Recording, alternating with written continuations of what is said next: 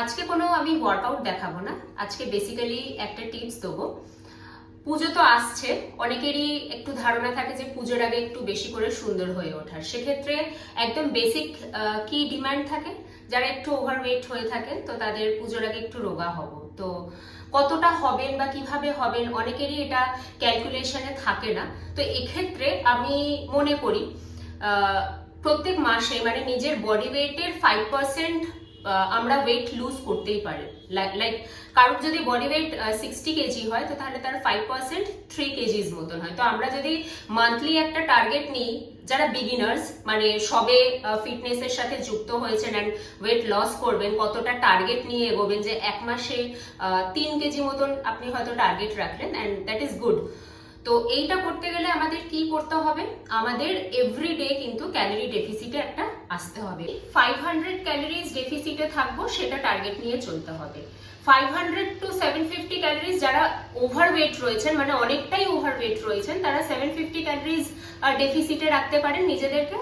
অরেলস যারা মোটামুটি একটা অ্যাভারেজ জাস্ট ওই 4-5 কেজি একটু ওয়েট লুজ করলে হয়ে যায় এরকম যারা টার্গেটে থাকছেন, তো তারা এভরিডে 500 ক্যালোরিজ একটা ডেফিসিটে থাকতে পারেন।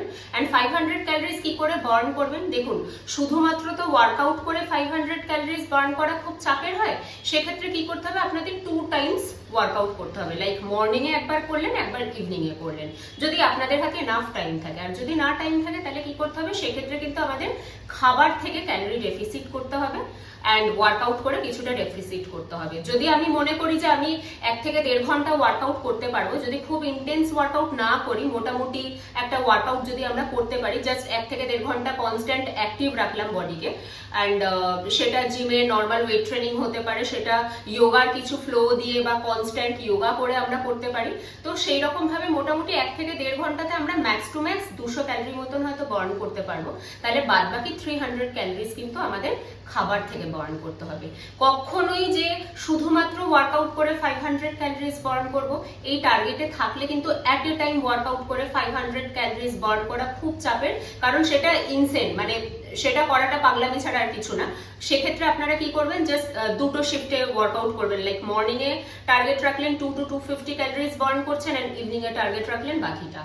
তো এইরকম ভাবে আপনারা যদি প্ল্যান করে থাকেন তো আমার মনে হয়, অ্যান্ড ডেফিনেটলি 3 থেকে 4 লিটার জল খেতে হবে, এনাফ ঘুমোতে হবে, কারণ রেস্টিংটা ভীষণভাবে প্রয়োজন।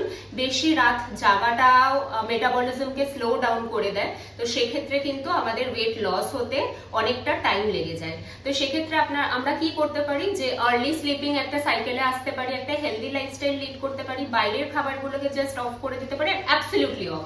কারণ সামনে পুজো আসছে, পুজোর সময় তো বাইরে আমরা খাবোই। তো তাহলে এই যে পুজোর আগের একটা মাস আমরা যদি বাইরের খাবারটা একদমই অ্যাভয়েড করি এবং বাড়ির খাবারটাও খুব কম তেল মশলা দিয়ে আমি যদি খাই, অ্যান্ড যদি কিছু আনঅ্যাভয়েডেবল সার্কামস্ট্যান্সেস থাকে, তাহলে সেক্ষেত্রে চেষ্টা করবেন যদি বাইরের খাবার কনজিউম করতেই হয় বা কিছু হয়, সেক্ষেত্রে কিন্তু ওটা দুপুরের দিকে, মানে রাতের দিকে জাঙ্ক ফুড খাওয়া, রাতের দিকে হেভি কিছু খাওয়া, এইটাকে আপনারা একটু অ্যাভয়েড করুন। রাতের দিকে যতটা মানে সূর্যাস্তের পর থেকে যতটা লাইট আপনারা খেতে পারবেন তত বেটার হয়, ক্যালোরি বার্ন করা ইজি হয়। বিকজ লাইট, কারণ সূর্যাস্তের পর থেকে আমাদের ডেলিকার অ্যাক্টিভিটিও আস্তে আস্তে কমতে থাকে। আমরা কিন্তু আস্তে আস্তে বাড়িতে ফিরি অ্যান্ড মানে কাজ থেকে বাড়িতে ফিরছি, তারপরে রেস্টিং অ্যান্ড অল এই ব্যাপারগুলো চলে আসে। সেই জন্য কি আমি যদি হেভি কিছু খাই সেটা বার্ন করাটা ডিফিকাল্ট হয়ে যায় এবং সেটা আমাদের স্টোর হতে থাকে। সেই জন্য যদি এরকম সিচুয়েশন হতেই পারে কারোর কোনো একটা স্পেশাল ডে, সেই স্পেশাল ডেতে তো ডেফিনেটলি খাবার দাবার কিছু এক্সট্রা হয়। আফটার অল আমরা বাঙালি, আমরা সেলিব্রেট করতে ভীষণভাবে ভালোবাসি। তো সেক্ষেত্রে আমরা কি করতে পারি, আমরা সেই সেলিব্রেশন গুলো যদি দুপুরের দিকে করে নিই, তাহলে আমরা সেই খাবারের যে এক্সট্রা ক্যালোরিটা গেল সেটা বার্ন করাটা অনেকটা ইজি হয়ে যায়। এবং দুপুর বেলাতে যদি হেভি কোনোদিনও কিছু খেয়ে নিলেন, রাতের দিকে চেষ্টা করবেন যা আপনারা ডায়েটে খাচ্ছেন তার থেকে একটু কম খাওয়া, বা লিকুইড কোনো ডায়েটে থাকা। সেদিনকে হয়তো শুধুমাত্র কিছু স্যুপ খেয়ে নিলেন, তো বা স্যালাড খেয়ে নিলেন ডিনারে। তো এইরকম ভাবে কিন্তু আপনারা ক্যালোরি ডেফিসিটে আসতে পারেন অ্যান্ড চেষ্টা করবেন রাত 8টার মধ্যে খাবার খেয়ে নেওয়ার, তাহলে অনেকটা ইজি হয়ে যায় ওয়েট লুজ করা, কারণ এইটা আপনার মেটাবলিজমকে হাই করে দেয়।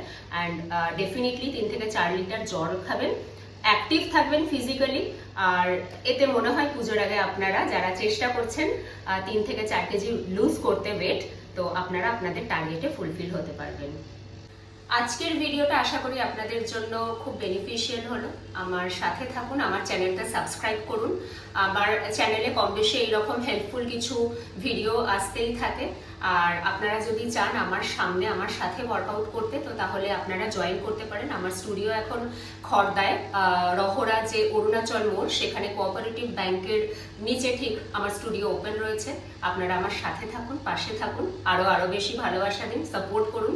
নমস্কার।